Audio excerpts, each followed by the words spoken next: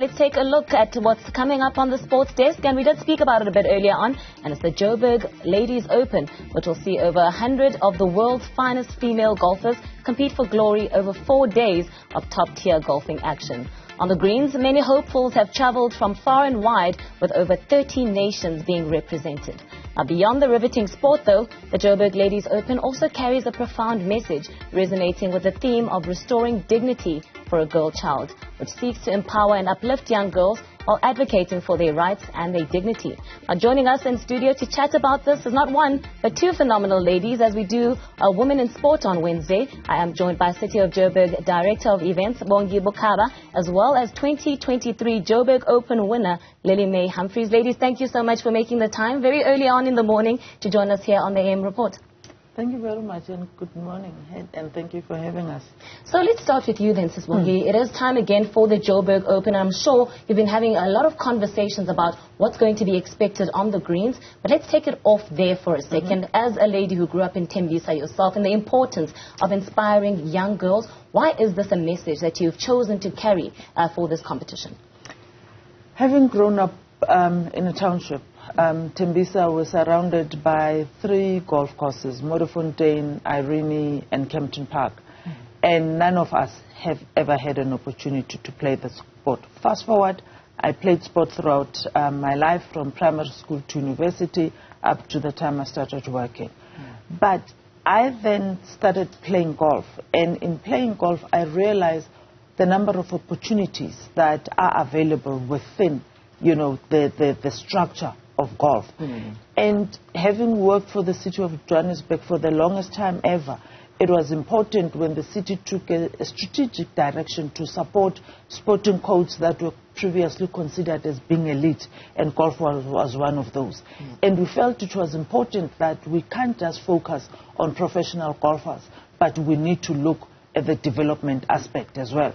Because when these golfers participate, people like Lily, for instance, when they participate, for them it's work, you know. That is part of their growth, that is part of them honing their skills, you know.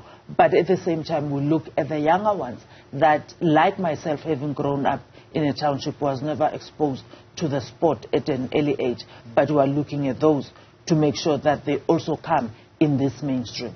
And what does that mean in real terms? So if somebody is saying the Johannesburg Ladies Open is contributing to empowering young ladies, what does that actually mean? How does the competition realize this? Take, for instance, the professional golfers themselves. They range between the ages of 17 to about 28, 30. There are few that are above 30. But the majority of them have started playing the sport earlier. But when you look at our black competitors, there's quite there's a few of those, but we're looking at also increasing those numbers. We're not only doing it alone as a city.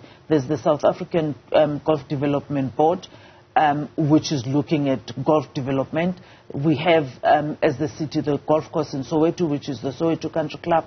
We have men, gentlemen who have been playing golf in the past, who are now coaching younger girls to be able to play the sport. We have a situation like that in Alexander as well.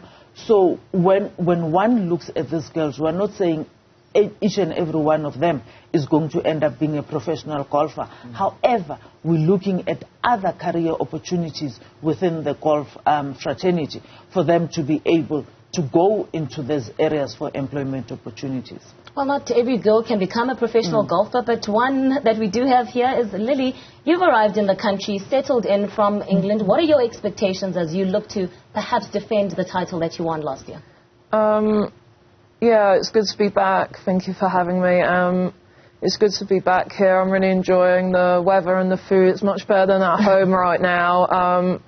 Yeah, I'm just hoping to play some good golf, and I'd love to be back in contention again, having a go at trying to defend my title, but we'll see by tomorrow how it's going and the weekend. Well, glad to hear that you've settled in well. What do you think are going to be the key challenges as you look to tee off tomorrow? Well, it's the same course as last year. It's very dependent on your long game. You need to be hitting a lot of fairways and hitting greens, but also hitting them into the right spots because they're quite slopey. You definitely need control over your ball around here. So, yeah, I'm going to be trying to focus on that on the range this week. And looking at the message that Bongi was also sharing around the Joburg Open, have you found that having a competition of this nature and being able to inspire other young professional, or rather young golfers, has really led to the sport growing and participation perhaps amongst youngsters as well? Yeah, it's definitely got stronger, the field, especially since when I was growing up. I always aspired to be on the tour, and it's definitely got a lot stronger, a lot more competitive, and it's good for us, and hopefully it continues that way. And I think having competitions all over the world, all different cities, really does kind of open everyone's eyes and gives a lot of opportunity to see up close what's going on. Yeah. Well, Bongi, there's another one, campaign rather, the Birdies for Dignity campaign, that is also in line with this Joburg Open. Tell us a bit more about that. Last year we decided that we've been hosting the tournament. Last year was year 8, and we felt it can't just be about golf. We needed to create our own social responsibility program. And we looked at schools and we said, how do we ensure that we restore the dignity of a girl child? And we felt, you know, government provides condoms for everyone. They're free everywhere. But sanitary towels everyone has to purchase. And we felt it was important for us to start a campaign. And we called our campaign Birdies for Dignity. So each time a player makes a birdie, contribution is being made to that. So yesterday, for argument's sake, we played in the Pro-Am, and we raised 13,500. And that money we're going to use to buy sanitary towels, toiletries, and contribute to what the 2 companies that have assisted us in providing. And we're going to deliver those to Bramley Primary School with the Executive Mayor on Monday.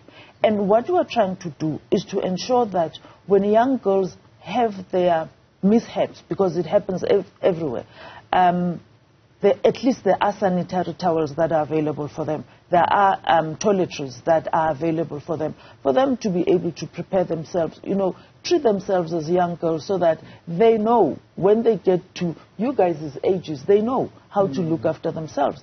But a period is not a choice. You know, it's part of our DNA.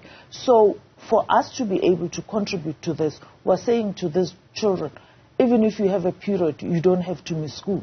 You know, you can be able to come back to class, and because of the provision that we would make.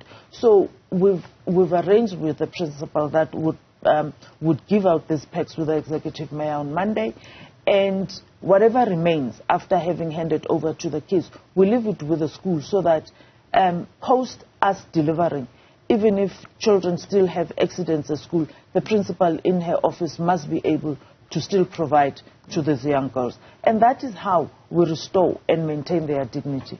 Yeah, it sounds like there's a bit for everybody in this year's Joburg Open, because there's incentives for spectators who want to come as well. People could perhaps win a trip.